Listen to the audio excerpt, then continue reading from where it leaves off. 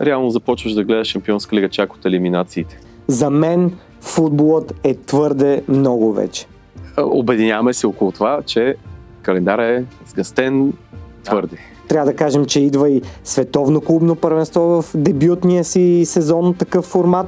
Той ще е юни месец. Те не могат да ходят, според мен, половината футболисти. Гениална идея да ги държиш под пара и да са с допълнително опрям мотивирани. пистолет, така да не знаят къде ще попаднат. Според мен дори УЕФА не са се надявали на толкова успешен старт на новия формат на Шампионската лига. Има си отбори, които са орисани просто да властват и имат тази осанка да бъдат крале на Европа. Президента на Реал иска да убие турнира, в който отбора му е станал легенда и най-успешният отбор. Съответно пък идва въпроса доколко е справедлив жребия като цяло.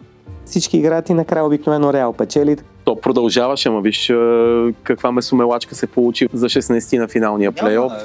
Две полувремена по 30 минути да се играе. Да се намали от 90 на 60 минути продължителността на матча. Тук и четиримата се обединяваме, че формата за момента е успешен, интересен, интригуващ. Но нека видим втория и третия сезон дали ще е такава тръпка и дали ще е толкова добро. Здравейте, шампиони! Днеска темата ще бъде Шампионска лига. Новият формат. Какво се случва? Никой не знае какво се случи. Според мен това му е чара. Дори не съм сигурен дали имам хубаво, позитивно или негативно мнение за новия формат на Шампионската лига. И хубавото е, че май всички са така. Никой не знае какво се случва. Само виждаме какво се е случило и чакаме да видим какво ще се случи. Да, и за да може все пак да си обясним, тия промени бяха ли наложителни, доведоха ли до нещо по-интересно да го направят по-гледаемо. Все пак сме викнали двама човека, които не просто са експерти в своята област, те са спортни журналисти, те работят точно това. Абсолютно. Единият ни гост е Методи Шуманов, журналист, спортен, фен на Реал, също се занимава и е учил доста повече и иновативната, дигиталната част на спорта и журналистиката. Другият ни гост е Владо Иванов, спортен журналист, обиколил почти всички български спортни медии, а също така и автор на Трибуна утре в YouTube. Друго нещо ново за този епизод, или айде не ново, но малко по-различно, тъй като в крайна сметка не можем да сме толкова крайни в мнението си за нещо, което е за първи сезон, нали, случило ни се току-що, и за това на практика този път няма да имаме това крайното разделение на двама от нас, които са за формата на Шампионска лига, двама, които са против. Да, просто обсъждаме темата и вече сами ще разбереме изцяло дали сме за или пък се разделяме отново на лагери. Просто в течение на епизода този път ще си проличи. Ще разгледаме основните доводи за и против новия формат, как се отразява на феновете, как се отразява на футболистите, как се отразява това на клубовете, в крайна сметка чисто финансово. Да, и на феновете пред екрана, на стадиона. По-интересен е така новия формат и новите видове сблъсъци, които представя той, или пък точно обратното. Никой не знае какво трябва да направи, за да се класира напред и съответно просто има страшно много мачове, които просто трябва да бъдат изгледани и проследени. Да, и преди, че са нови 8 мача, някой изобщо може ли да запомни 8-те мача на своя любим отбор? Някой помни ли неговия отбор, кои мачове е изиграл? Факт, много са темите, много са и мненията по това, ще се опитаме да ги покриеме в този епизод и май това. Да, ще има и шеги и закачки, така че гледайте и започваме.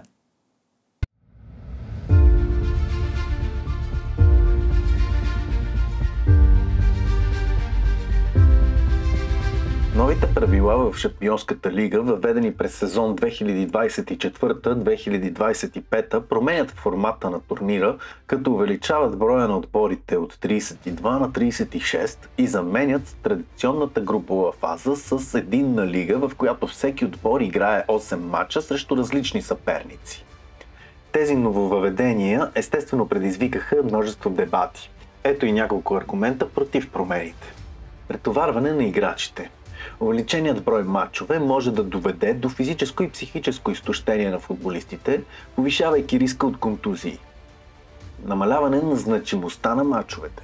С повече срещи в лиговата фаза, отделните матчове могат да загубят своята решаваща роля, което да намали напрежението и интереса на феновете. Увеличаване на разходите за феновете. Повече матчове означават и повече разходи за привържениците, които искат да подкрепят своите отбори на живо, особено при международни пътувания. А ето и няколко аргумента в подкрепа на новите правила. Повече футболни емоции. Увеличаването на общия брой матчове от 125 на 189 предоставя на феновете повече възможности да се насладят на любимата си игра. По-голяма конкурентоспособност. Новият формат гарантира, че всеки отбор ще играе срещу 8 различни съперника, което може да доведе до непредсказуеми и вълнуващи резултати. Увеличени приходи. Повече матчове и участващи отбори могат да доведат до по-големи телевизионни права и спонсорски договори, което е от полза за клубовете и УЕФА. Самият президент на УЕФА, Александър Чеферин, защити новия формат, заявявайки, че той ще направи Шампионската лига по-интересна и динамична. Известният футболен мениджър Пеп Гвардиола пък изрази опасения относно новия формат, като заяви, че увеличеният брой матчове може да доведе до претоварване на играчите и да повлияе негативно на качеството на футбола. Някои от по-значимите промени в регламента на Шампионска лига са промяна на самото име на турнира от Купа на европейските шампиони на Шампионска лига. Това се случва едновременно и с въвеждането на групова фаза. Всичко това се случва през 1992 година, а през 2003 година е премахната втората групова фаза, като е заменена с директни елиминации след първата групова фаза. През 2018 година УЕФА обмисля революционна промяна – преместването на мачовете от Шампионската лига през уикендите, вместо през традиционните дни през седмицата. Футболът, наричан още цар футбол, се развива заедно с обществото, феновете, спортистите и спортните клубове. Правилата са неразделна част от всяка игра и понякога се променят в стремеж към по-голямо зрелище и развитие на спорта. Шампионската лига е един от най-зрелищните турнири и най-интересното тепърва предстои. Скоро ще разберем дали новия формат ще зарадва или разочарова феновете на най-великата игра.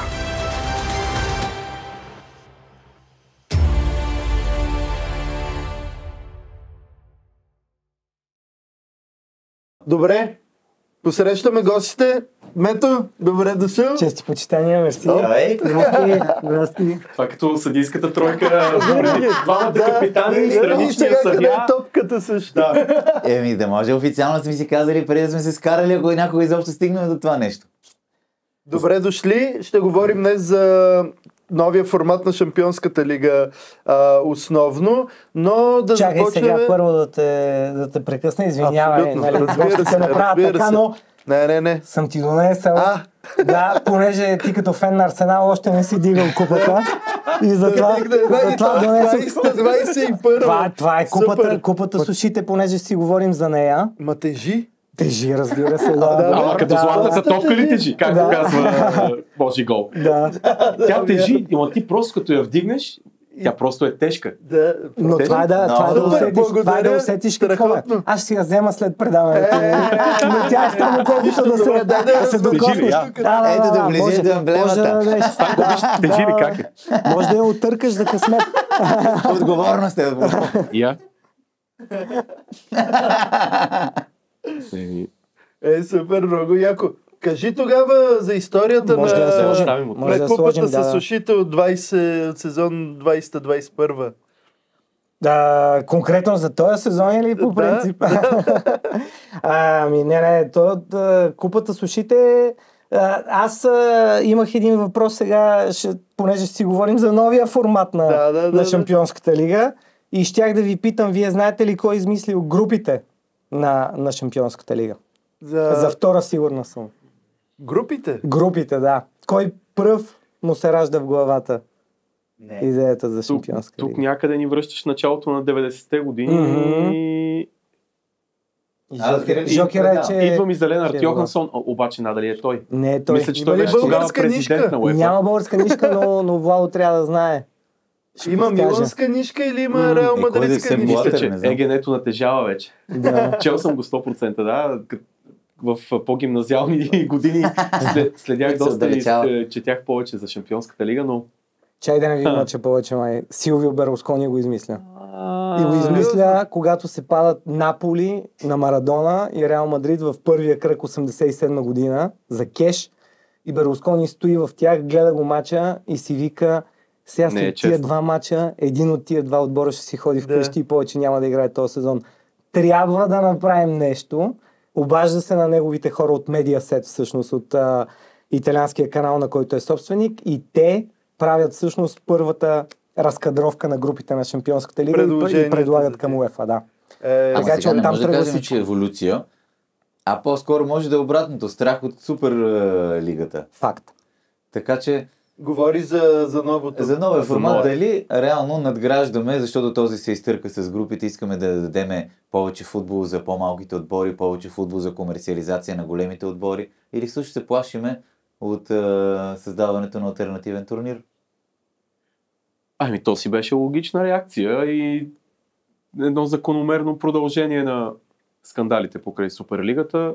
Ето сега всички, между другото, си очакват, че все пак по някое време ще се роди Суперлига при все новия формат на Шампионската лига, което не знам как. Добре, честно казано, като календар ще се получи. То голямата ирония, мен ако питате, аз като фен на Реал Мадрид мога да кажа, че президента на Реал иска да убие турнира, в който отбора му е станал легенда и най-успешният отбор. Е неговата купа. Един вид неговия турнир. Обаче той категорично иска да го затрие този турнир и да си направи негов собствен. Това си го мисля, защото за Ювентус беше най-нормалното да искат нов турнир, при положение, че не им се получава изобщо и Аниели си беше в правото. Обаче Перес защо го иска, не ми беше пределно ясно никога.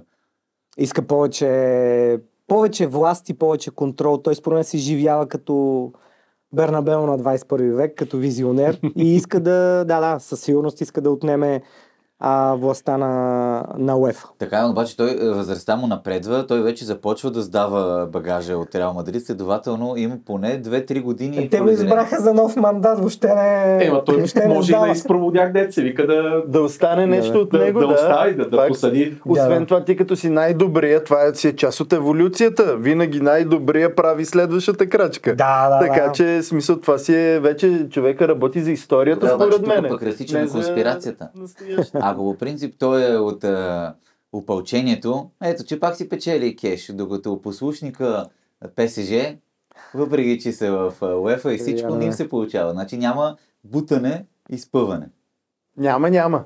Може би, защото има си някаква мая в този турнир, още от когато се казваше Купа на европейските шампиони, както си го наричаме кеш. Ами, има си отбори, които са орисани просто да властват и имат тази осанка да бъдат крале на Европа. И явно и парите не успяват да пречупят тази традиция. Което до някъде пак пази романтичната част на футбола. Сега като каза пари, точно и защото ми попадна Цървена звезда, понеже е на 400 км от нас, 32 милиона евро са спечелили от това си участие. Да, само от това участие в Шампионската лига. Левски, си спомням, като влязоха 2006 година, се даваха около 4,5 милиона евро. За едни 6 милиона евро само тогава. Само правете сметка за 20 години, колко са се променили парите. И в момента това е едно от обясненията на новия формат, че УЕФА буквално замерва отборите с пари. Замерва ги, за да им запуши устите, за да не искат Суперлига. Това е ясно на всички. Въпросът е, че най-големите отбори си искат, особено идеята на Перес за Суперлигата, тя е заимствана от NBA, от американските франчайзи, затворена лига. Там съответно почти нямаш нови лица. Той беше казал, че ще има право на 1-2, но да. Да, но общо взето ще имаш едни константни, примерно 20 отбора по исторически заслуги, по фенове, по Делойт класацията. Точно по пазарна стойност. Ти го каза по-терминологично, бизнес. Money League, да. И съответно УЕФА това, което се опитва да направи, но понеже говорим си за новия формат, аз ще ви споделя моето мнение. Според мен дори УЕФА не са се надявали на толкова успешен старт на новия формат. А какво трябва да значи успешен старт в крайна сметка? Трябва, според мен, да значи, може да го, най-вече по зрителски интерес, нямаме данните на BTV тая година, дали се е гледало повече или не, но съответно може да кажем, че преди последния кръг, отбор като Манчестър Сити да е на 25-то място, според мен беше топ интрига. Нещо, което последните години груповата фаза, октомври месец, горе-долу приключваше интригата. И сега това, че 24 отбора се бореха и до последно никой не знаеше колко им трябва точки за топ 8, за топ 24. Реал в един момент не знаеха дали въобще и те ще участват в топ 24. Да. Беше някаква страшна месомелачка. И мен ако питате, наистина УЕФА дори в най-смелите си мечти не са вярвали, че ще е толкова интересно до края. И според мен обаче ловката е, че сега след дебюта, защото никой не знаеше какво да очаква. Нямаше математиката вече превъртяна. Да, но да видим втория сезон, дали ще е толкова успешен. Да видим дали до година по същото време, януари месец, ако си говорим, ще има отбор като Ман Сити, ПСЖ или Реал Мадрид на 25-то място кръг преди края на груповата фаза. Ако има, за мен това ще е доказателство, че това е успешен формат. Че модела работи. Да, но ако няма, ще означава, че големите са се ориентирали и вече знаят до декември месец какво им трябва. Също тук говорим и за някаква криза в отбора като цяло, която ако съвпадне с времето на групите, се получава. То на всеки грант може да се случи в крайна сметка и да трепериш до януари. Но и ПСЖ не знаеха два кръга преди края също дали ще влязат. А и тръпката и тази разбивка да си в топ 8 и да прескочиш 16 на финалния плейоф, гарантирайки си още по-голям дял от наградния фонд. И това също е някаква доста добра, можем да си я наречем и дори гениална идея да ги държиш под пара и да са допълнително мотивирани. Пистолет, така да не знаят къде ще попаднат. Добре, те са две гледните точки. Със сигурност феновете на Сити или пък дори те като отбор и като клуб, най-вероятно ако сега, или дори айде не сега, преди 3 седмици ги беше питал за мнението им за турнира, те щяха са как глупо си това, не може, не сме толкова зле, защото ако сложим аналогията, това означава, долната осмица са все едно последните в групата. Ако ги наложим към груповата фаза и едва ли не излиза, че ако следваме тази логика, в груповата фаза те трябваше да са последни, което звучи абсурдно дори и към моментното състояние на отбора, най-вероятно. Така че тях, ако ги питаш, те най-вероятно няма да им харесва формата. От друга страна, тук не мисля, че има някой, който симпатизира на Сити, кой знае колко сред нас, така че на нас ни е супер. Смисъл Сити да играят дори пък матча. Само да не се падат на Реал, ако може, иначе супер. Факт но де факто дори матча Сити ПСЖ, който беше, кой от двата отбора почти сигурно ще се спаси, беше добро зрелище в края. Пак се връщаме, ако трябва да направим сравнение с старата групова фаза, 6 мача, имаш 3 домакинства и големите отбори знаеха, че си взимаш 3 домакинства, 9 точки, едно гостуване примерно 12 и горе-долу с това се приключва. Първи или втори. Това е математиката на груповата фаза. Добре. Тук играеш 4 пъти вкъщи, 4 пъти гости, но с различни отбори. И реално, може би, елемента на изненадата, Реал отиват втори или трети кръг, гости на Лил, падат 1-0. Те Реал това си го имат през годините, винаги падаха от един група. Те груповата фаза почти със сигурност, но големите отбори имаше някакси моменти, Брест, и разни такива отбори, които са нови лица и са, трябва да кажем, поне според мен, наистина някакъв свеж полъх внася. Приятна изненада винаги. И е готино да има и такива отбори, но просто някакси наистина математиката беше различна. И до последно никой не знаеш общо взето какво му трябва. Давам контра. Ювентус много зле се представяше в групите. Обаче сега с новия формат може да си завърши равно загуба. Айде една победа, вече сме 20 и вече продължаваме. Значи това е спасителен пояс за всички лъкатушещи грандове. Имало този аргумент. То продължаваше, ама виж каква месомелачка се получи за 16 на финалния плейоф. Късмет. Късмет. Не, пак казвам за Ювентус, че е ПСВ. Ако беше силен отбор, да отпаднат изцяло, но иначе ми се струва просто, че вече като са му увеличили мачовете, хем големите отбори получават още 2 пъти телевизионни участия или всичко останало права, хем в същото време имат и още 2 мача, в които да се спасят, защото не се раздават точно в тази фаза на максимум. Добре, едната гледна точка е, че математиката е различна. Тоест, този сезон, тъй като не беше ясна каква е математиката, някои от големите отбори подцениха в крайна сметка турнира и по-скоро алгоритъма, по който ще се класират, защото факт, изненади винаги има в групите, но те обикновено не влияят не оказва такова значение, Там математиката е много улегнала. Да. Те могат да си направят план къде да се хвърлят повече, до кой мач от групите всъщност да си натрупат почиваха последните 5-6 кръг, пускаха резервите. Имаше пък, тя е много специфична ротацията, знаете, на старата групова фаза, където трети и четвърти кръг бяха два отбора точно един след друг си правеха размяната. Става ясно горе-долу. И на практика, когато бяха грандовете понякога и фаворитите в дадената група, те или си разменяха по една победа, или пък понякога два равни си правеха така на базата на взаимно уважение и някаква такава криво разбрана пакт за ненападение. И просто тази куртуазия, която проявяваха едни към други в старата групова фаза, тук няма как да се получи. И съответно пък идва въпроса доколко е справедлив жребия като цяло, но ние още не сме свикнали и не можеш да прецениш.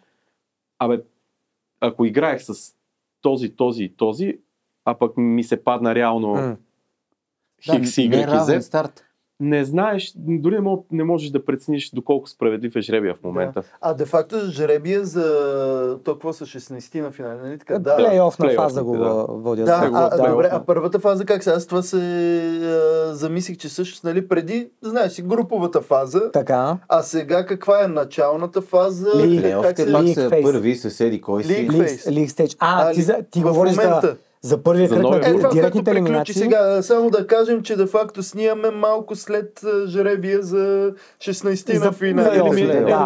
След края. Това се води League Stage, иначе първата първо до 36-то място е League Stage. Как го превеждат? Което чисто като филолог мога да кажа, че имаме проблем с тази League Stage. На български не звучи добре. И плюс това лига, фаза на Шампионска лига също не звучи добре. Фаза на лигата звучи абсурдно, много трудно. Чисто журналистически почнахме да я наричаме шампионатна фаза, защото тя по-прилича на шампионат, на първенство. Абсолютно. На словашки, ето нашите приятели да ги похвалим, и там просто имат прилагателно от думата лига и я наричат лигова фаза.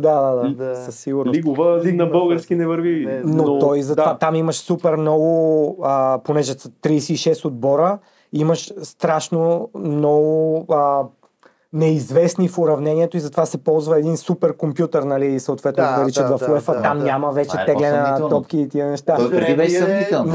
Гледал съм конспирации с топова, студена топка. Но пък сега компютър вече тотално може да бъде. И само Кристиано Роналдо вадеше... Той ли беше, той беше на жребия? Кристиано май не участва на жребия, не е по-скоро някой от другите трябва да е. Да. Просто вадеше и то нищо не се случва този, който... Имаш един жребий на UEFA, те винаги правят предварително, като генерална репетиция. И някой го беше заснел и после реалния жребий се получи същия. Беше примерно жребий за 8 на финалите, точно за първия кръг на директните елиминации и се получиха същите двойки. И ги обяснява, че нямаш сестра. Ама то защото де-факто то е толкова сложен алгоритъм, че той не може да се възпроизведе втори път. Така излиза, нали? Има много неща, които да следи. А всъщност сега за 16 на финалите... Сега играят реално от 9-то до 24-то място. Всички са в един клуб. Изпуснал съм просто сега. Съответно пак има определени условия. Не може да се паднат два. Определени два отбора. Имаше... Да се падне според жребия един от тези два. И сега съответно имаш и съответно имаш и поток. Имаш и поток. Примерно Реал сега знае, но че евентуално ако отстрани, нали, Ман Сити, че ще играе с Леверкузен или Атлетико Мадрид. Тоест може да има мадридско дерби на осми на финалите, но ще има допълнителен жребий, в който пак, нали, на Реал или на Ман Сити им се изтегля, има само примерно две опции, Байер Леверкузен или Атлетико Мадрид. Това е. Съперник за осми на финалите. Няма шанс те да играят с друг отбор на осми на финалите. Доста е сложно, трябва да кажем. Това хубаво ли или не? Нали, ясно, че е много рано за някакви генерални, нали, изобщо сравнение, дори качествено с нещо, което дет се вика сме израснали с него и познаваме. Имаше гласове, сякаш не толкова хубаво или лошо, а сякаш нещо нечестно и нещо нагласено, може би малко балкански разсъждавайки тук. И объркано. Че объркано е ясно. За нагласеното какво е? Защото на Милан потока аз съм запомнил, че следващата или последващата, или как се пада, още там може да има миланско дерби пък. Има някаква специфика в тези потоци, която ние не разбираме много още. Самия факт, че преди за осмина финалите и май от четвърт финалите можеха да се срещат два отбора от една държава. Така беше, осмина финалите само беше не можеха да играят един срещу друг, но май от четвърт финалите нататък беше. Съответно сега в момента финали сигурно, защото имаше три английски примерно отбора дълго време, нали, от топ 4. Но сега в момента още на осми на финалите го имаш елемента. Аз не обичам, когато трябва да кажа два отбора от една държава, така и така ги гледаш във вътрешното първенство. Трябва да кажем, че съвсем наскоро играха Реал и Атлетико, нали, за първенство. И общо взето мен не ми харесва, когато два отбора, така или иначе доста предсказуемо и елемента на изненада се губи. Но аз друго исках да ви питам, нали, като футболни фенове, чисто това 8 мача вместо 6, на вас харесва ли ви да има повече футбол Шампионска лига? Харесва ли ви да има футбол Шампионска лига през януари? Нали, общо взето както беше световното в Катар, декември месец, някакси просто са някакви неща, с които не сме свикнали. Не казвам, че са добри или лоши, но е чисто субективно възприятие дали на вас ви харесва. Защото ето един Анчелоти, давам го за пример, той на края на груповата фаза, нали, на лига фазата, го питаха и той каза: не, аз не искам да има просто 2 мача повече за отбора ми.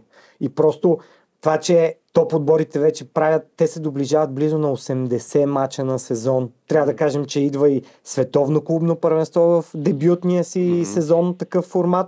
Той ще е юни месец. Те не могат да ходят, според мен, половината футболисти. Да, обаче ние ги съжаляваме, защото пък ако си голям отбор, би трябвало да имаш почти изцяло втори отбор, който да обиграваш. Факт е. На трябва да си 30 футболисти не ти мърдат. Всички си работиме. Не, смисъл, аз мисля, че ако бяха 6 мача, пак щях да пускат в 5 мача титуляри, тъй като са 8, най-много да ги пуснат в 6 мача и другите 2 да им... Добре, защото аз си признавам, че мен това пренасищане футболно, уикенда, през седмицата, има цели седмици, които от понеделник до неделя ти направо може да се абсолютно да се замаеш от футбол. Да, и то говорим за 6, 7, 8 часа. Почти винаги е така. Да, мен това ми идва в повече. Аз съм си сложил на футболната мембрана една избирателна пропускливост, която гледам само любимия отбор.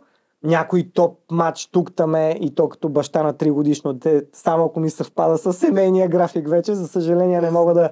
Не мога цяла събота, Висша лига, там нямам предпочитания, така че... Но мисълта ми е, че за мен футболът е твърде много вече.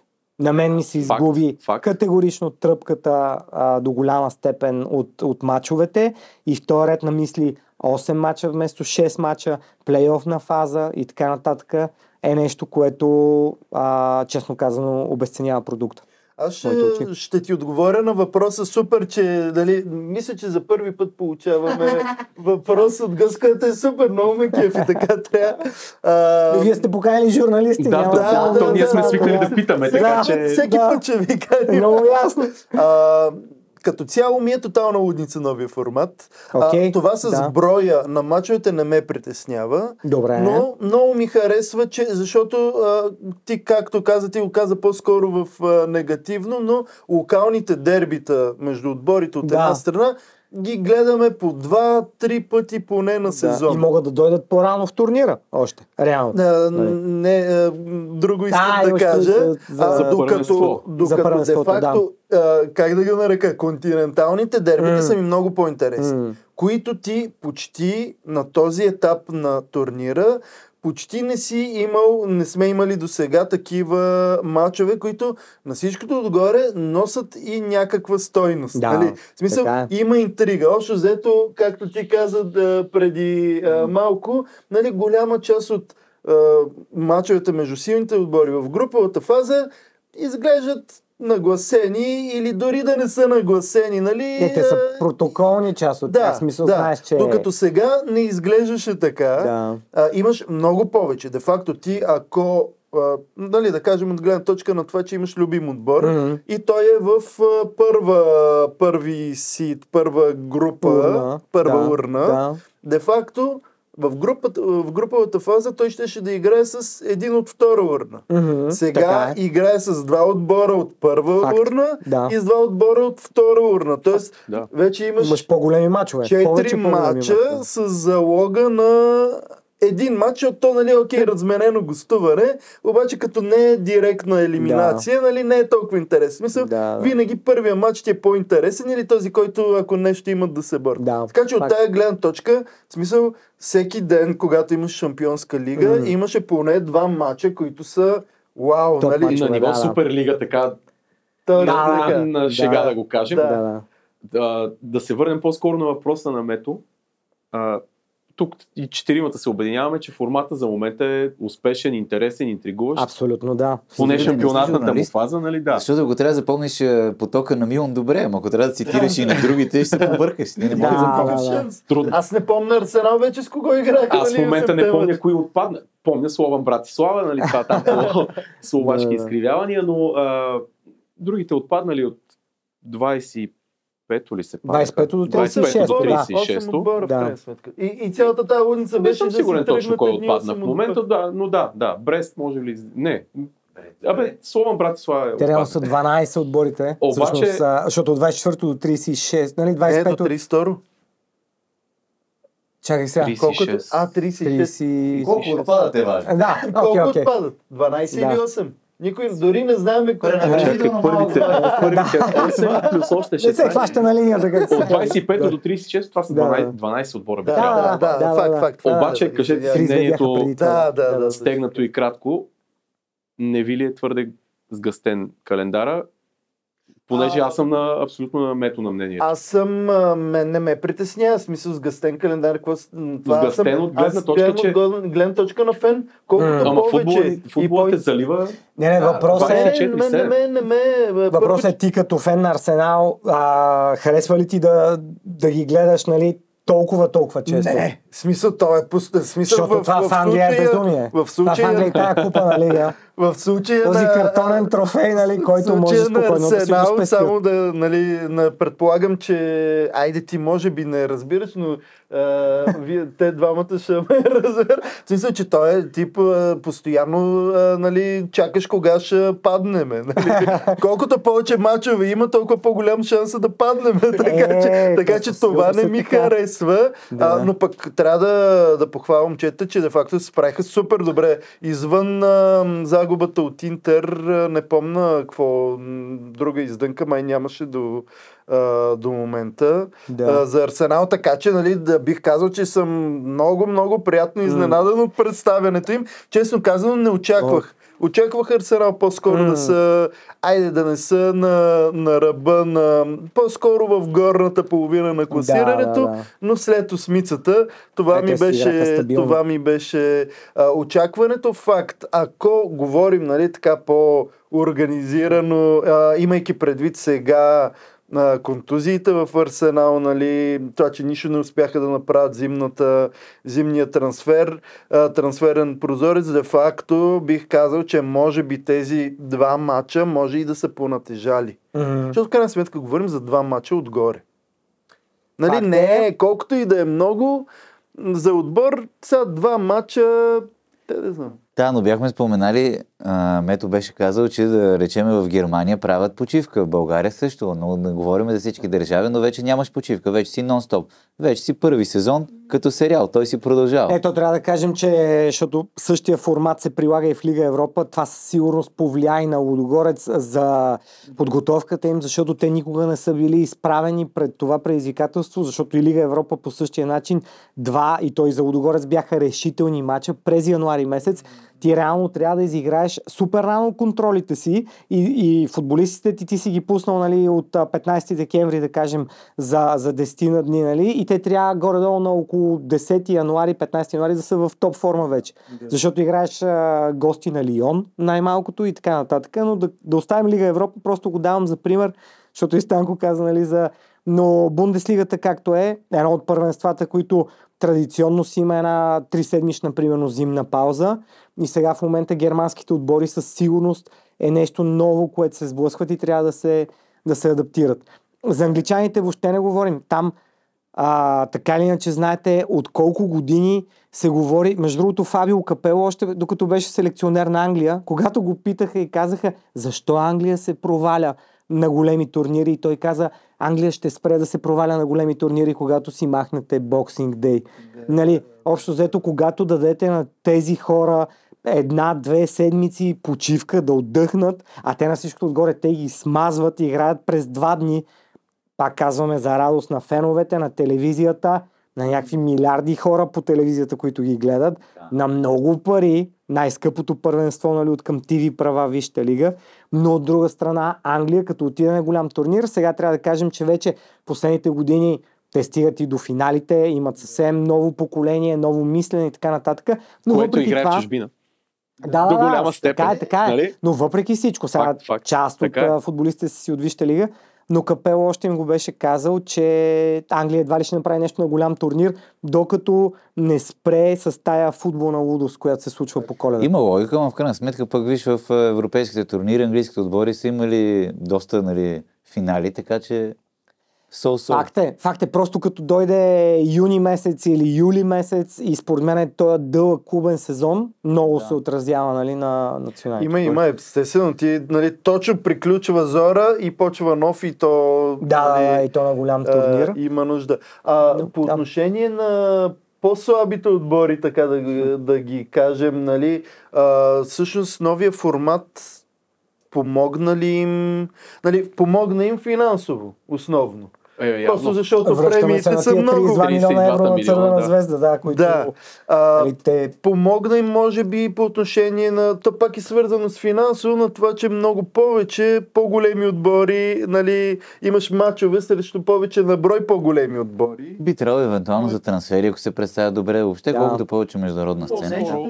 По-скоро нивото си е такова, каквото е. Формата не може да издърпа Звезда да продължи в елиминациите. Но Астън да стане чудо. Продължи директно. Астън Вила... Вила са си европейски шампион, нали, да кажем, че те е чисто като Премиер Лиг, нали? Историческо наследство. Новите им 2 крила от зимния сезон, как да кажем, че са слаб отбор. Големия Марко Асенсио, да. И дори го е Рашфорд. Да. Точно това, което си казваме, че всъщност може би отборите, които си оставаха в стария формат на 4-то място в старата групова фаза, може би на базата на коефициентите на жребия, урните, и горе-долу, може би, сега отпаднаха отбори, които така или иначе, може би, щяха да си завършат 4-ти, но пък победата на Звезда на Штутгарт. Звезда на Штутгарт, да. Нали? Става за винаги. Може би пък в стария формат тази победа би им дала по-голям шанс. Да продължат или поне трето място за Лига Европа, но пък... Но ето сега, значи, спасихме и третите да си останат в Шампионска лига, да не бяха да изпаднат в Лига Европа. Да не ходят в Лига Европа. Да. Аз пак бих се върнал малко на проекта за Суперлига, който големите искат, че там искат, нали, да е един елитарен затворен кръг от примерно 20 топ отбора и отбори като Брест, Лил, дори Штутгарт, нали, И Астън Вила. няма... Да, Вила най-вероятно сега по исторически заслуги, ако почнат тук, там е като wildcard да дават на бивши европейски шампиони в някакви сезони, защото според мен няма да е всеки сезон. И реално ти няма да ги имаш тези отбори, а мен трябва да кажа, че нали, пак се връщам на Лио Реал матча, в който Реал загуби, или на Брест Реал последния кръг, нали, в който се играе, и съответно имаш отбори, в които като цяло си стават една от историите на сезона.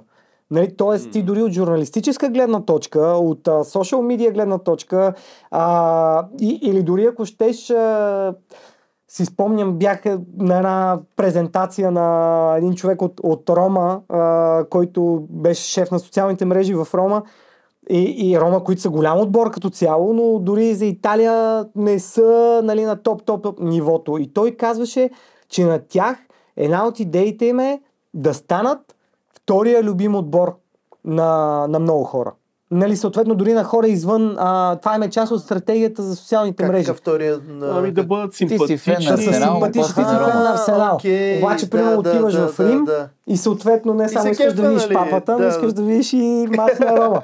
И съответно това им беше част от позиционирането и те почнаха да снимат едни много шантеви трансферни видеа. Имаше едни кози, които се качват по дървета, обявяваха. Беше много, за няколко години Рома в социалните мрежи избухнаха много. Като биха Барселона, ако спомняте, имаше един пост, който беше нали, бяха написали едни неразбираеми такива. Някой се едно беше скачал върху клавиатурата, иероглифи, те всъщност стана вайрал от там, че админа на Рома беше пуснал просто едни неразбираеми, то оттам и тези други отбори почнаха да окупират. Това беше Рома като би Барселона. Това беше де факто копито на поста. Копито на поста, беше само на такова нали, една безкрайна поредица от... Та мисълта ми е, че всъщност футбола и света на футбола се нуждае от такива истории, от някакви такива, не казвам, че за Рома просто го давах за пример, да стане втория любим отбор, но хората им харесва тая Давид срещу Голият наратива. Суперлигата го няма. В смисъл такъв, в Суперлигата обявяваме, че богатите, които имат права, защото наистина тях ги гледат най-много, те наистина имат най-много фенове и по принцип имат право да кажат, те са лошите и грешните. Обаче в същото време казваме, ма не може верно и елиминация директна, защото пък горките големи отбори ще отпаднат. Дай да направим един компромис, хем бедните да се кефат, че ще играят 8 мача, хем богатите се кефат, че няма как да отпаднат от 8 мача. И става едно такова порочно нещо. Факт е, да. Това новия формат на шампионската ли? Обича ли нещо така? Синтезирам в 30 секунди. Така да може и вълка да е сит и овцата да е цяла. Крайна сметка, нали, то новия формат е резултат от или по-скоро реакция на темата за Суперлигата в крайна сметка. Да, но все пак те ти казват, не само заради Суперлигата. Ние от години все пак този турнир еволюира. Това не му е първото или второто. Да. Ето, ти беше споменал в разговор, че има и втори групи. Аз бях забрал, че изобщо Шампионска лига има втори групи. Аз днес си го мислех това, идвайки насам. Нещо, което между другото УЕФА тогава доста бързо реагира. Сякаш усетиха, че не е толкова гледаем, не е толкова успешна идеята за втората групова фаза. 2-3 сезона може би продължи около... 2 сезона май беше. 2001-2002, там тези години, когато последяхме и по-помнехме. Да. Обаче бързо дадоха задна, преформатираха нещата и реално този формат, който премахнаха тази година, той си вървеше колко? 20 години си беше утвърден. В този ред на мисли трябва да кажем, че всъщност този формат, който сега обсъждаме, новия, той е за един около 3 годишен цикъл, мисля, че ако не се лъжа. Тоест те самите си казаха, че след изтичането на тия 3 сезона, те ще седнат, може би ще се консултират пак с големите клубове и така нататък, дали на тях им харесва. Точно пак с идеята, защото Чичо Флорентино ще почука на вратата с новия проект за Суперлигата и съответно аз затова казвам, според мен самите УЕФА не са вярвали, защото наистина се получи супер мачове се получиха, супер формат. Януарските си бяха тръпка. Но нека видим втория и третия сезон дали ще е такава тръпка и дали ще е толкова добро. Ако е толкова добро, може и да го запазят за още, понеже УЕФА работи на 3 годишни цикли. Те и на такъв принцип продават телевизионните си права, нали, съответно. Така че всъщност маркетинга, брандинга, всичко им се прави за 3 години, нали, периоди. Така че ако го продължат за още 3 години, ще е успешно и от комерциална гледна точка и така нататък. Но ако вземат да го ограничават все повече и повече, да вкарват, нали, само големи отбори, да фунията да става все по-тясна. Не, то смятай, че все пак това може да бъде и комуникационно да са го да са казали, нали, сега за 3 години го пробваме, че ако се окаже фейл, да каже, айде сега още 2 сезона. Ще го изчакаме. Ще направим по-добре. Нали, смятам, че по-скоро са подходили, нали, така по-предпазливо в крайна сметка. И пак обаче миналата година отпадна Барселона. Тази година кой голям отбор отпадна? Никой.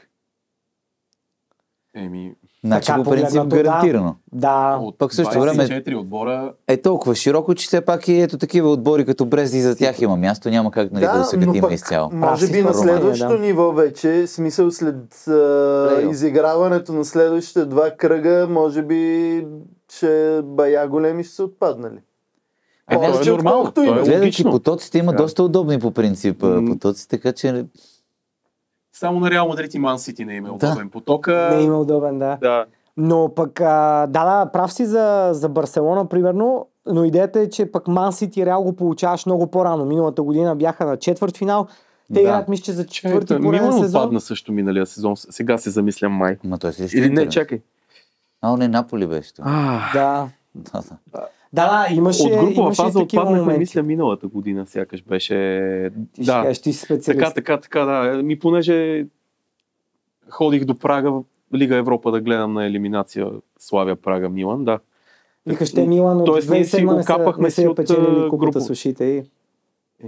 Няма да забравя. Чакай, ние имахме колко годишен период без участие в Шампионската лига. Така, стъпка по стъпка. Ние сме доволни в последните години. Няма да забравя феновете на Милан, нали, мои приятели около мене, като бяха и като стана с 7-я кеш и тогава Реал с 9 и те викат, айде. Настигнахме ви, да. И сега сме двойни. Две към едно ли се пада горе-долу? Да. Спокойно. А пък много отбори стигнаха и Ювентус, като стойте гледай. Да. Говорим за тази аурата, която споменахме, нали, има си евробойци. Има. Но дайте да споменем и така бегло плана на FIFA с това световно клубно първенство, защото разбира се, отново въртейки около идеята с сгъстения календар, пренасищането. Щом татко Карло се оплаква, че мачовете са твърде много. Но той спря да се оплаква после. Като и феновете отдавна, дори в Германия, ти знаеш, че основните агитки скачат много срещу високите цени на билетите, срещу твърде многото мачове. То новия формат на Шампионска лига се оказва успешен, интересен и за сега е реално супер по това, което гледахме. Само, че те казаха тези 2 мача са направени за пари. Овъра. Ма то нали същите, това ще ви кажа. Двата мача в повече, тези януарските екстра мачовете, че са пак твърде насищане и... Тоест много е скъпо за феновете да ходят. Ти остави, че е скъпо, но те казват още едно гостуване реално ни се отваря, нали, трябва да си подкрепиш отбора, разходи и така. Така са го... Те де-факто можеха да направят все едно да пропуснеш да играеш срещу 2 отбора от твоята урна, да играеш срещу един и от другите 3. Нещо такова може да се измисли. Да. И в крайна сметка това е формата в момента. Да. За момента е окей. Надали са умрели от глад на Байерн Мюнхен феновете, че са направили още едно гостуване. Да, обаче това говори за повече отпуски. Те нямат, нали, увеличихме ви формата и затова ви давахме 5 работни дни да може да обикалят. Европа отива на 4 работна седмица, 4 дневна работна седмица. Семейните планове. Семейството вече, ако е свикнало на 2 седмици да гледа Шампионска лига и после си почина малко лятото. Помните ли края на 90-те как реално си беше през 2 седмици шампионската лига. Така, а сега ти тръпнеш. Как чакахме хайлайтите, за да разберем как се свършили мачовете. Вярно. Така че то си беше различна епоха сега. Почти такова, нали, ти гледаш някакъв супер тъп мач, де въобще не те интересува и по-бързо приключи, нали, Да, абсолютно. Те тогава се казваха репортажите и докато дойде от някоя балканска държавица да им пуснат репортажчето, нали, записа на ситуация. Да, иначе като казахте за семейството... Тогава, чакай само да вметнем, че тогава се записваха на касети всички тези неща, нали? Чисто телевизионерски. Толкова давно, добре. Айде да натъчаваме TikTok аудиторията. Да натъчаваме, да прекъснем, защото ние имаме една подготвена анкета, в която разпитваме хората, те пък какво мислят за новият формат, харесва ли им, не им харесва, какво биха предложили и после вече се върнем в студиото за да коментираме. Какво е мнението ти за новия формат на Шампионска лига? По-интересен ли е и имаше ли смисъл? Според мен не е по-интересен. Предния формат повече ме радваше. Долу си беше като си имаше групи. А сега някаква много странна тази таблица. Аз лично го харесвам. Има повече мачове, повече опции за заложби, така че... ми хареса сега както е. И аз още не съм го разгледал новия формат, но предполагам съм за футбол. Хващам повече финалните серии и интересно е. Значи като директно засегнат от новите промени и фен на Манчестър Сити можете да видите, лично на мен не ми харесва. Сега не само заради резултатите, които видяхме този сезон, но общо взето за мен това е просто за повече пари. Чисто и просто според мен това е направено за пари. Разбира, това е отговор, който според мен всеки човек, който гледа футбол, би ти отговорил. Като цяло новия формат много ми харесва на мен, тъй като още е така в ранна фаза се получават дербита, нали. Например, кое дерби сега имахме, нали, Man City Real, но то беше в резултат, нали, след това, което се получи от тази нова фаза. Обаче като цяло е хубаво, че е нещо ново измислят, нали, защото така виждаме, че отборите обичайно са подозрени, които по принцип, нали, винаги си излизаха спокойно от групите, сега малко затруднения получиха. Примерно Man City Real. Видяхме, че и двата отбора не можаха да се класират в топ 8, нали, първите, така че ми харесва, защото се завързват нещата и така.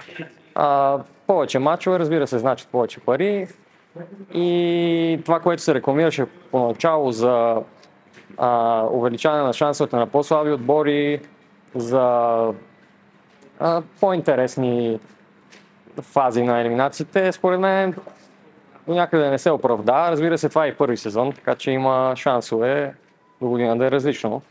Според мен го прави по-интересно, защото има повече често мачове и се гледат повече. Аз лично се радвам, че моят любим отбор играе повече мачове. Мога да им се насладя повече. Нали, като зрители искаме да гледаме повече, нали? Това е. Но няма ли опасност да ни омръзне, ако гледаме твърде много? На мен лично не ми омръзва, така че... Може би е добре за феновете, но не е добре за хора като мене. Може би точно ще омръзне, както казвате. Ще видим. Предполагам, ще разберем в последствие.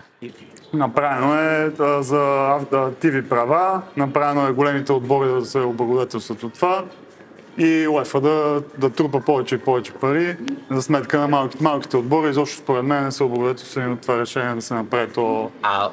Въпреки че е по такъв претекст да има повече отбори и повече конкурентоспособен, не. Както се вижда, големите отбори благодетелстват от това. Прекалено много мачове се събират на футболистите и на отборите като цяло. Според мен този формат го направиха, тъй като имаха една идея там за Суперлигата, мисля, че беше, те се казваше. И те го извъртяха, че да може да стане пак като Суперлигата. А какво мислиш за идеята за Суперлига, която преди една-две години? Това е да връщаме се в началото на разговора ни и пак УЕФА и тези неща, дето просто всичко се прави за пари. Добре. Не, футбола много се е извратил, наистина. Аз го трябва да се разчувствам в момента. Аз преди съм играл в футбол и наистина усещах, като гледах дори футболни мачове, повече пешън като цяло в... Ама сега има повече мачове, не ти ли по-интересно? Имаше повече страст в футбол, разбираш, и сега всичко ми е някакво фейк, разбираш. Имаш ли фаворит за победител? Не, нямам. Както казах, не съм много голям привърженик, не гледам много, нямам фаворит все още. В принцип съм за Челси, ама няма ги, тъй че за Байер Мюнхен се надявам да я вземат. Обаче Барселона, мисля, че и те са добри. Ще видим. Нямам никаква идея, наистина. Този сезон никаква идея си нямам кой ще разиви. Ама съм за Байерн, подкрепям Байерн. Кой е твой фаворит? Аз по принцип никога няма как да познаете от кой отбор съм. Той не е играл в шампионска. От коя държава? От Англия. За Барселона съм. Имаме добър състав, обаче има още какво се очаква от момчета. Кой очакваш тогава да бъде шампион? Предполагам Ливърпул, те са в много добра форма. И Реал Мадрид, принципно, тях си им върви там, не за друго. Бил е на финал, ама не, това е много голям жокер. Много голям жокер. Бил е на финал на Лига Европа. Скоро, от 2000-та до 2010-та, примерно. Моят фаворит е Реал Мадрид. И аз. Реал Мадрид. Добре. Вчера биха даже Ман Сити колко 3-2. И сега се става във Висшата лига, разбира се. Не знам. Добре, кой е твой фаворит за победител? Барселона. Аз съм фен на Барселона и мисля, че имат капацитет тази година да спечелят. Имат финал, а полуфинал? Финал има с Атлетико Мадрид. Сериозно? Да, и Губим е доста нещастно като цяло. В смисъл, може да аз съм го гледал доста пъти на репит. Много тежък отбор на Атлетико Мадрид. Тази година, според мен, Ливърпул е фаворит на този етап. Барселона е близо до тях и не може да се отписва Реал Мадрид. Сега видяхме какво направиха с нощ срещу Манчестър Сити, видяхме последните няколко години, когато всички ги отписваха, какво ставаше, те винаги са фактор. Така че... Кой според тебе ще спечели шампионска лига, каза Барселона? Барселона. Защо? Защото просто към тях имам някакви такива симпатии отпреди. Как предпочиташ стария формат да се върне или да се подобри още повече? Стария формат, аз съм свикнал с него, както съм малък, се го гледам него. Но то ще свикнем с новия. Стария формат няма да се върне, защото UEFA никога няма да признае, че грешат. Би било пагубно за тях, като такава голяма организация. Според мен трябва да се даде шанс поне още няколко сезона на този формат. Ако феновете сега според подобни анкети не са доволни, може да се експериментира с нещо ново. Аз лично не мога да дам идеи, защото не съм професионалист в тази сфера, не мога да измисля по-добър формат. Лично мен това ми харесваше и мисля, че беше доказан, но разбира се, има винаги място за експерименти. Тая шампионска лига де факто наистина разединява доста хора. Абсолютно ги разедини на 100% всички, с които говорихме. Всеки имаше мнение за или против и наистина ще видим колко време ще отнеме, докато разбереме дали е по-добре или по-зле. Глупости. За мен нещо съществено. Казаха, реално добре сме си викнали експерти в студиото, защото те имат компетентното мнение. Те тук казаха едни и същи неща, банални фрази. Как така? Хората казаха много конкретни работи, но все пак, дори различно е и това, което е готино, е, че всеки има едната или друга позиция, дори да не е крайно да е заел. Все пак още първи път, като го попиташ, той казва аз съм за или аз съм против, което е супер в крайна сметка и както казахме, ще видим с времето как ще се развие. Но нито едно момиче не спря. Да. Направо зле, което означава, че ако има момичета, които искат да се включат, ние се намираме в Сердика център, може да заповядате. Не, няма нужда да идвате чак до тук. Всъщност ми е интересно дали наистина има дами, които следят толкова много шампионската лига и като цяло имат мнение по новия формат, така че могат да се включат в коментарите и да го изкажат. За съжаление, наистина, колкото и да искахме, не можахме да намерим дама, която да иска да се включи към това. Но пък сме намерили фен на Фулъм. Добре, да се връщаме вече към студиото с Мето и Владо и да продължим разговора там. Кажете чисто като фенове, защото гледахме малко, общо взето се опитваме 360 да огърнем тази тема, като журналисти, като мислиме за големите отбори, мислиме за футбола, мислиме за феновете. Кажете си вие като фенове, как виждате турнира за момента? Аз без да искам отговорих по-рано на този въпрос, като казах, че в крайна сметка когато любимият ти отбор се справя добре, значи... Всичко е наред. Формата бива, да. Става. Кажи ти като фен на Милан, може би? На мен ми е прясно още издънката в Загреб срещу Динамо, която пък в крайна сметка показа, че малките могат да скачат на големите по подобие на Звезда срещу Штутгарт и по разколебания Милан така в този преходен период, който се получи януари-февруари, реално Милан просто трябваше да победи в Загреб, за да бъде в топ 8.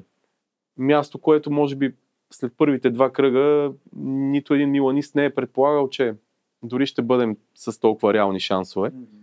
Ние после направихме 5 поредни победи, включително успеха с 3-1 в Мадрид, който, нали, доста повиши самочувствието и даде и карт бланш на Пауло Фонсека, треньора, който в крайна сметка беше заменен. Но дори това показва стойността на новия формат, че има смисъл, не са изключени толкова тези изненади. Мен ми се връща една издънка, може би 99-та есента срещу Галата Сарай в Истанбул. И тогава ние като шампиони на Италия, дали не отпаднахме от първите 2 места в тогавашната групова фаза и останахме 3 или 4. Тогава пък не можеше май да се продължава към Лига Европа. И тази издънка в Истанбул си я спомням, така ми се е запечатала в главата. Но в крайна сметка Милан си е в елиминациите, нашите всички любими отбори са в елиминациите, така че има някаква справедливост в тази групова фаза. Да. Надали някой може да се оплаче толкова от...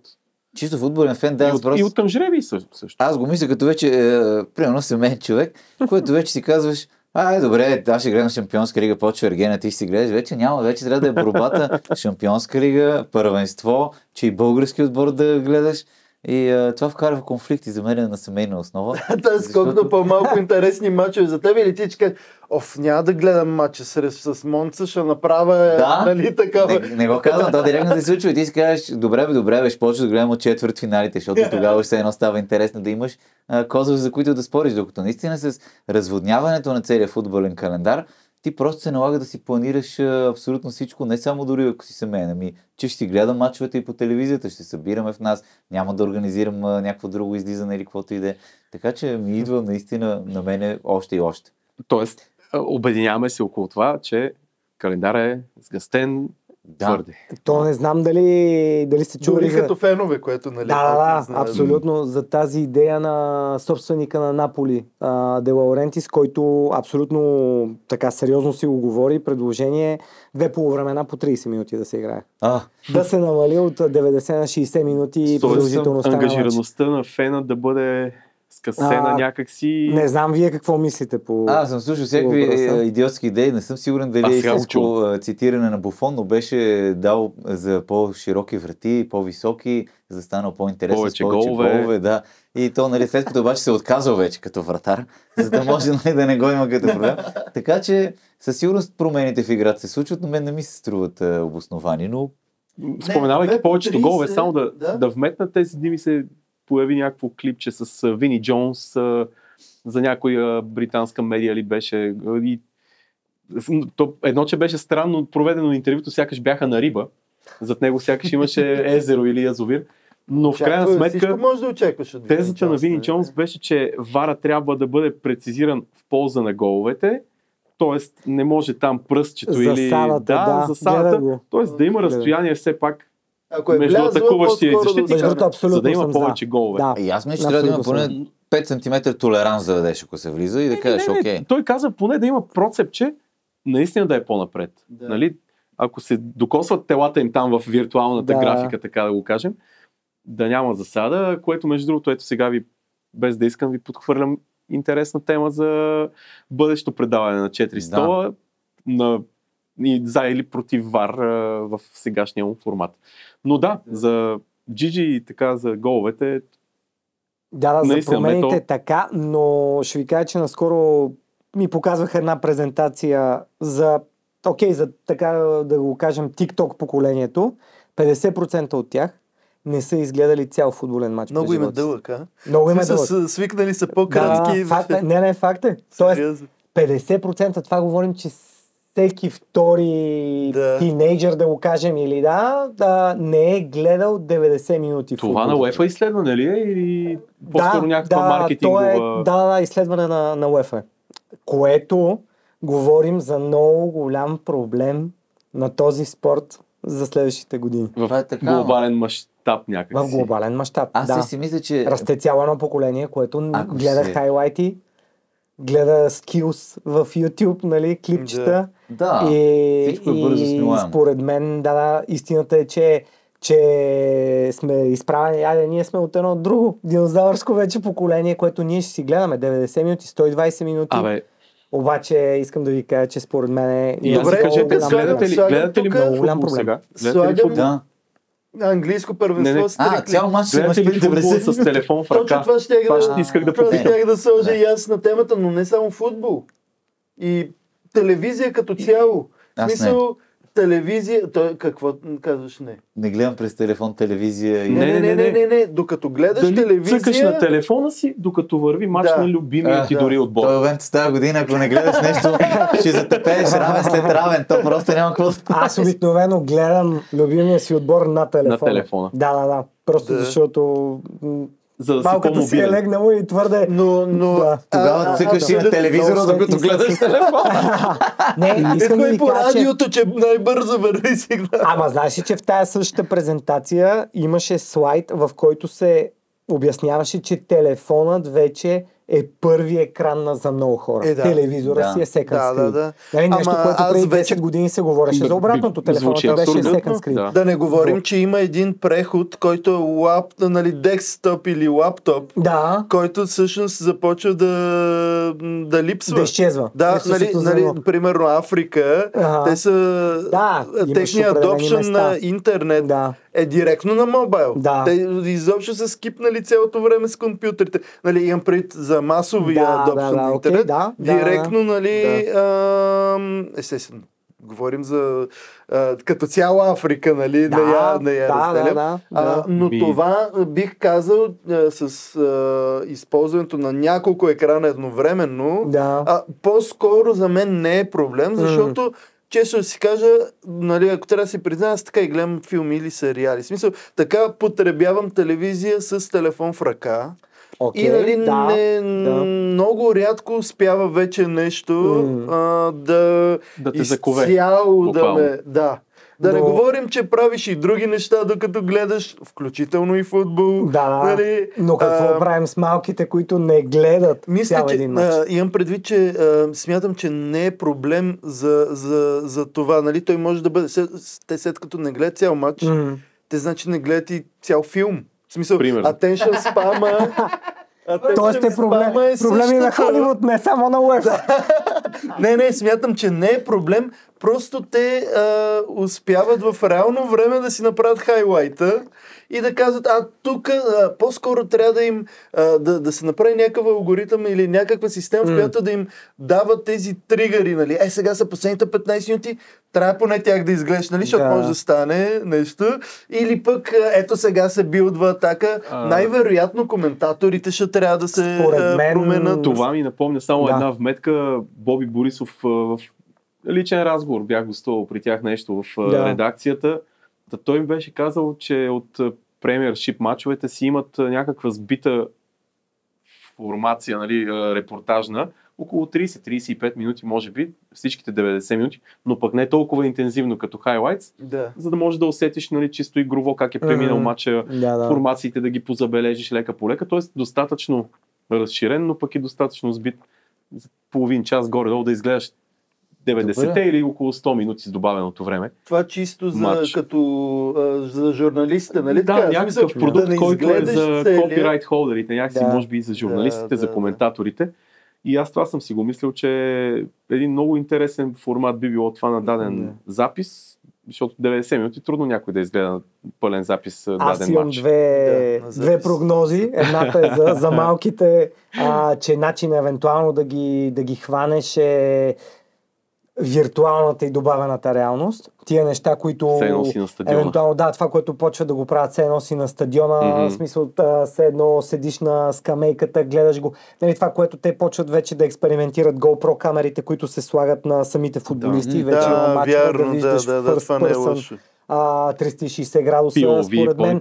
Да, точно. И това е едното. И другото е понеже имам разни приятели, знам от тях за NBA Pass, предполагам, че знаете, нали, за абонаментите. те са разработили за европейската аудитория, тъй като знаем мачовете се играят по нощите за Европа. Сутрин като влезеш и ако не искаш да видиш резултатите и да има спойлер алърт, нали, съответно има такава опция за европейците да влезеш и да ти скрие всички резултати от сайта на NBA. И съответно да си гледаш хайлайтите. И според мен нещо такова, евентуално, нали, UEFA може да мисли и в тая посока да е, нали, дали ще е за YouTube канала на UEFA или нещо такова, но да влезеш, да не знаеш резултата и това, което ти каза, да е нещо синтезирано 3-5 минути, нали, но да нямаш никъде по никакъв начин. Да не си разбрал край. Връщаш ме просто с една история. Много набързо. 2003 година шестия кеш на Милан. След победа на Ювентус с Досви в Манчестър. Най-скучния финал в историята. Хора си прерязаха вени, имаше вълна от самоубийства. И 0-0 е перфектният резултат в Италия, нали, според вярванията. Никой не е сбъркал. Нали. 0-0 е перфектният резултат в един футболен матч. Милиони хора от футбола този матч. Но мой приятел гледа четвърт финала, драматичния с Аякс, и ми разказва после всъщност в съответната вечер нямаме естествено 15 канала, върху които и платформи да се гледат всички мачове на живо, и съответната вечер тогава може би Манчестър Юнайтед Реал Мадрид беше топ мача от четвърт финалите. Милан изключително драматично, няма интернет толкова много тогава, нямаш телефони, няма компютри, и по радиоспорт тогавашното само дебна да чуя поне резултата. Всички ги казаха на крайни резултати, някакво добавено време в Милано, бяхме вкарали гола, той Пипо Инзаги тогава я чукна топката, от гол линията Томасон я довкарва, 3-2 за Милан и продължаваме на полуфинал, където стана пък полуфинала с Интер, нали вече.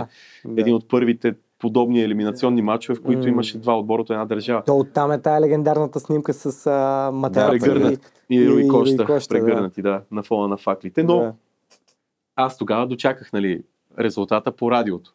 И голяма радост, нали, по радиото. Не си видял голове, не си гледал матча, обаче кеф. Мой приятел, Климент се казва, последствие се запознахме и той ми казва, аз този матч го гледах на пълен запис по BTV вечерта, през нощта. Нарочно скипнах и изключих телевизора по време на репортажите, да не гледам, да не знам. И той въобще не е знаел и резултата ли? Да, и към 3 през нощта Томасон го вкарва този гол. Нашия като скочил да реве такъв вече от кеф да скандира. Което е доказателство, че когато и да гледаш нещо, което те вълнува, без да знаеш резултата от него. Интригата има винаги. Но просто ми изплува тази, като го даде примера, нали, без да знаеш резултата, да чакаш посред нощ. В момента това е една романтика от едни минали времена. Сега си мисля, че ако е по 30 минути, просто чистата игра ще стане вече 10-15 минути на полувреме, защото с всичките бавения, освен ако не дадат пак по 10-12-15 минутни продължения, което пак ще го направи 40 минути. Да речем, че не. Не, смисъл, че се обезмисля, защото играта ще се накъса. Да сложа още една, може би, малко по-конспиративна тема тук. Но, нали, футболът си е футбол. Обаче телевизията... Де-факто в момента, просто наскоро, от доста време си го мисля, но наскоро го осъзнах. Телевизията почти нищо не я крепи. В смисъл, лайв спорта, новините и то новините и реалити формат.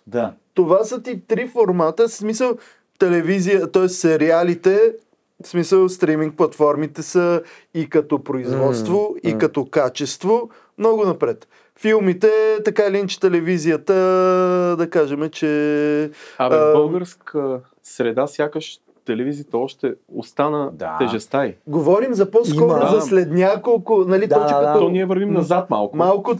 Малките, нали, Gen Z или там дори следващите, може би. В смисъл, какво ще ги кара да гледат телевизия? И в тази връзка, нали, спорта като цяло, дори не говорим нито за шампионска, нито конкретно за футбол. Спорта е нещо, което просто се сетих от този пример, който защото малцина са тези, които ще си скрият примерно резултата или тези, които нали, ще чакат да изгледат без да са времената други, нали, за Владо. Естествено, да. Така че в момента телевизията би разчита. Освен това, вюършипа на спорта се вдига страшно много. Да. Парите за реклама в спорта, нали, те върват нали, много растат последните години, независимо дали заради бетинг, заради нали, апарел и фешън модата, дори ако ще заради социалните медии, все пак Кристиано Роналдо и Меси, нали, пък и за американските спортисти, те са едни от най-изследваните. Факт. Така че не знам дали ще позволят и телевизията. Обаче се променя, между другото, да вметнем със сигурност. С опциите, в които си превърташ. Да. Ето, примерно, вече ти си изпуснал гола ми. Естествено, че ще си превъртя и ще бия гол. Няма да чакам дори и хайлайтс. Сам ще си направя хайлайтс. Филмите как ги гледаме вече? Малко по-късно започваш да го гледаш и после просто прескачаш рекламите. Така е.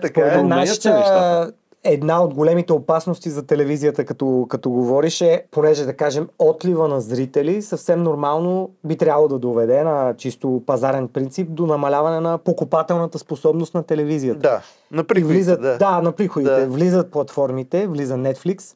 Най-малкото, предполагам, знаете, Тайсън, то беше съвсем шоу, демонстративен матч и така нататък, но той си беше в Netflix. И се превърна в най-стримваното нещо ever. Да, абсолютно. Така че, според мен, опасността за телевизиите е, че те се крепят върху спортни събития.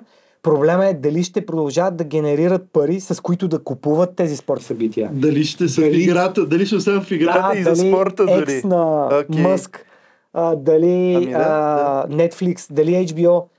HBO са част от Discovery държат Евроспорт. Всеки, който е, да кажем, нали, в HBO, може да гледа тенис турнирите и така нататък. Тоест, тая екосистема, която се образува дигитална, според мен това е голямата заплаха за телевизиите. Те започват да губят зрители, съответно губят пари и ако загубят правата за големите събития, са извън играта.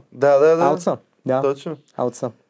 Добре, да се върнем пак на 30-те минути на полувреме. Всъщност, има ли скоро друг спорт, нали, който да е бил повлиян заради, нали, тогава темата беше телевизионното, нали, излъчва. Мисля, че във волейбола имаше нещо, което, нали, съкрати времето. Във волейбола беше начина на точките. Помниш, че трябваше да спечелиш на твой сервис и съответно да си играеш до 15 точки. По-атрактивен, Съответно, дори в тениса, в големия шлем, турнирите и така нататък, нали, за петия сет. Защото има... Златния тайбрек. Има, честно казано, нали, мисли се в тая насока, според мен, снукър също е един спорт, който в България даже аз съм учуден, нали, колко е много популярен, има си аудитория, но то е спорт, който може да продължи доста време. Нали, аз имам приятели, които гледат Тур дю Франс по Евроспорт, колоездене, нали, което си е... Това си е целодневно занимание. Нали? Това е за хора без деца и с много свободно време, според мен.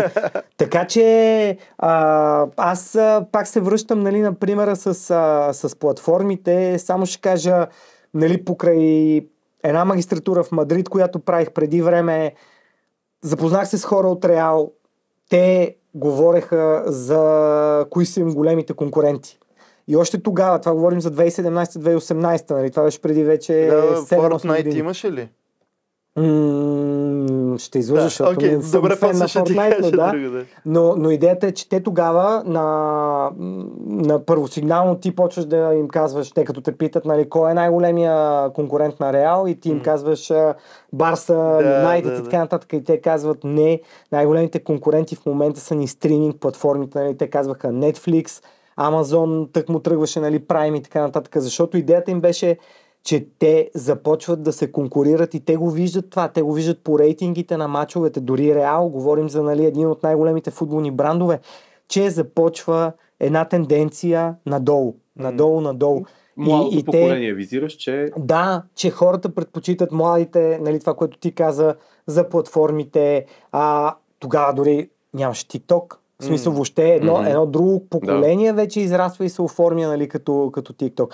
Ти го помниш, даже с теб се видяхме преди време и си говорихме за тая продължителност, какво определя под и над еди колко си минути като дълга форма на съдържание. Да. Само допреди няколко години за дълга форма на съдържание се определя горе-долу 30 плюс минути. Да. В момента масово е 1 минута. Всичко над 1 минута. Е странно. Странно е, но пак според мен дава различна за момента, перспектива. защото в момента пък социалните мрежи започват да налагат пък рилове, които са с по-висока продължителност от И пак защото пак е много лесно. В смисъл, прекараш повече време, показват ти повече реклама и печели повече. TikTok вече дава до 5 минути, което значи, че започва да лансират и малко по-дългото съдържание. Съгласен съм. От всичкото, което чух, само да кажа, че трябва да кажем на Светло Иванов, че 120 минути трябва да го съкрати на 45 минути, защото следващото поколение няма да го издържи. То 120 минути са рекламите, той я има 90, я не. Тотално. Но съм съгласен и с всичките възможни промени, защото ние ако се замислиме само за революционното, примерно за победа да дава 3 точки, а не 2 точки, нали, това дори не мога да го осъзнаем в момента, че може да бъде по различен начин. Така че времетрайното дори да го променят, ще бъде обяснимо. Като нищо и продълженията лека по лека почват те даже масово започват да ги махат. В домашните купи започват да ги махат. Даже UEFA между другото четох, че май обмисля в евротурнирите да ги маха. Ако махнем продълженията, как махаме чистото лежане и губене на време? Не. Говорим за екстра тайм, за продълженията 2 по 15. Добавеното време как да е? Матч с стопич тайм, с тези продължения не са успели да се бият. Сега накрая ли се бият? Между другото, аз съм за, защото обикновено много често тия 30 минути и двата отбора много ги е страх. Покъде на топката, и започва да се подава само е така по тъча, да не сбъркаш. Те половината не могат да ходят вече. Нали? Да не говорим, че рулетката на дуспите е много по-интересно. Както биха казали. Нали? Истината е, че... и плюс това, като знаеш, че 88 минута и ако отиваш директно на дуспи, нали, то така или иначе и там вече или двата отбора ще почнат да бавят времето, защото знаят, че се отива на дуспи. Или един отбор, ако не е много сигурен, ще се опита да направи всичко възможно, нали, да не ходи към дуспи. Така че според мен продълженията абсолютно трябва да се махнат. Има абсолютна логика. 2 по 15. Да. Има много големи драми в продълженията, но добре да кажем, че отпада. Има, но точно това е според мен на този наситен календар трябва да се мисли към облегчаване. И това е един от начините.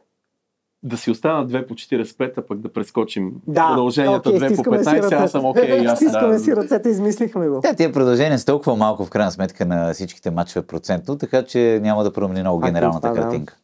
А последните сезони гледахте ли Шампионска лига? Една така мисъл на мой приятел ми хрумна.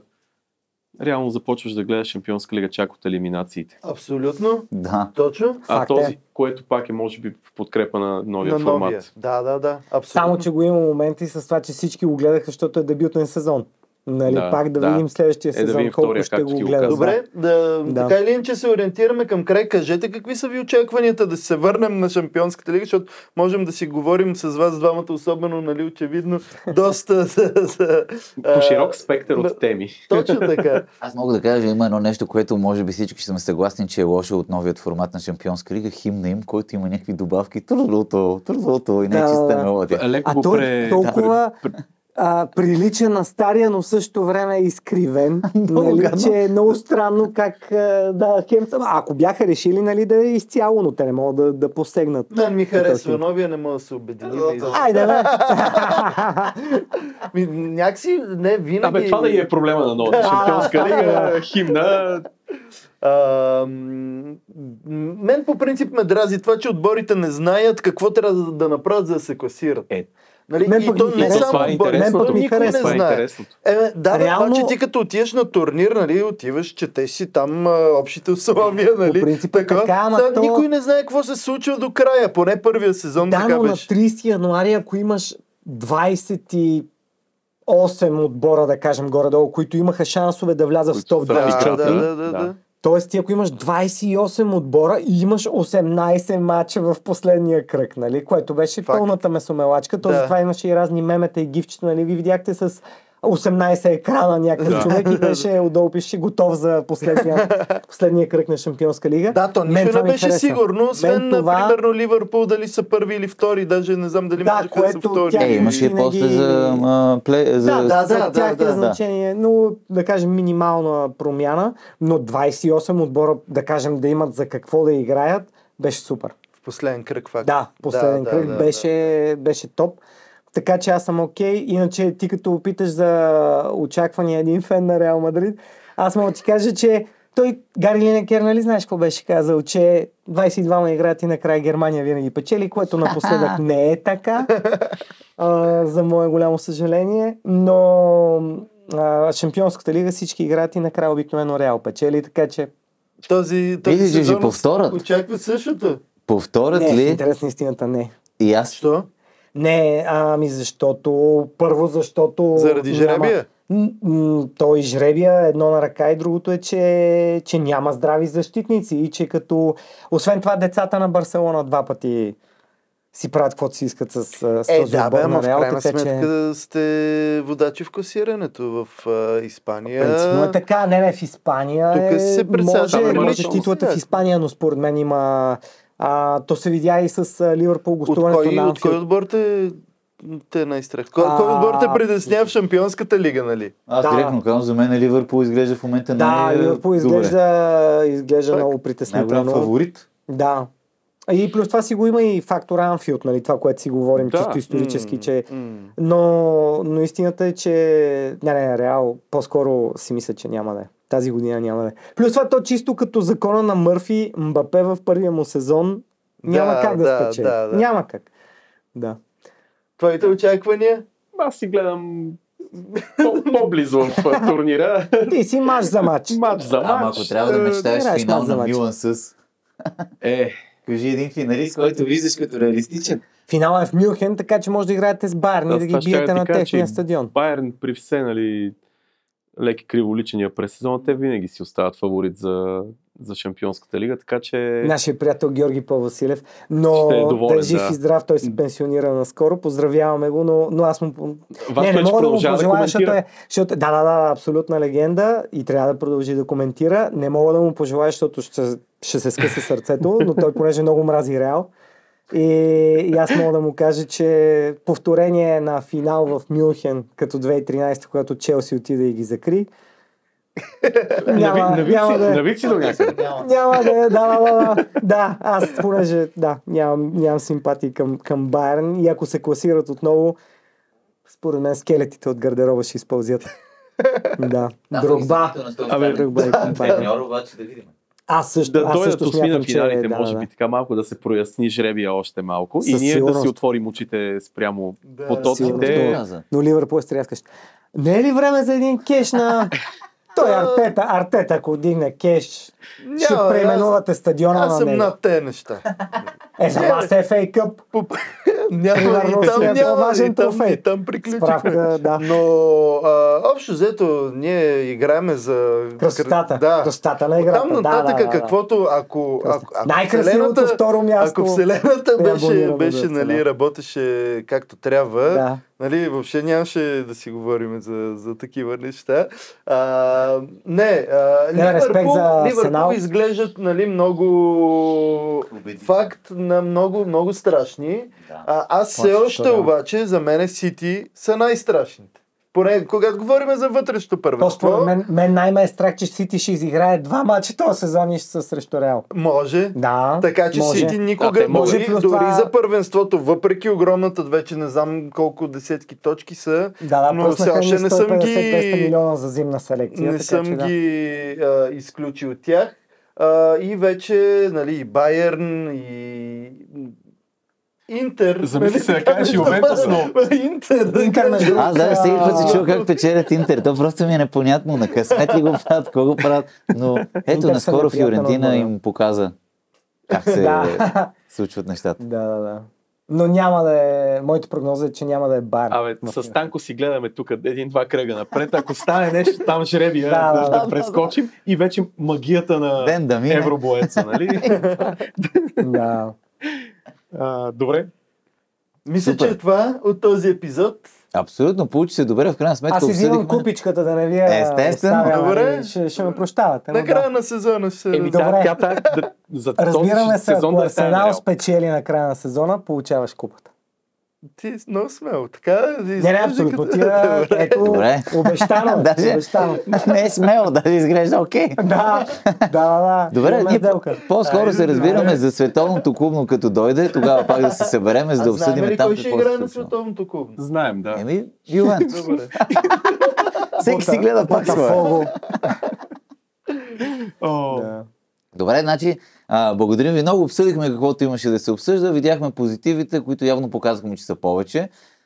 Оттам нататък, просто когато турнира се развие, ще може да коментираме повече, защото все пак сме стигнали само до средата му. Абсолютно, да. Това по принцип ти го казваш, но абонирайте се, коментирайте. Ако има и друга футболна тема, то още по време на разговор изкочиха 2-3. Много.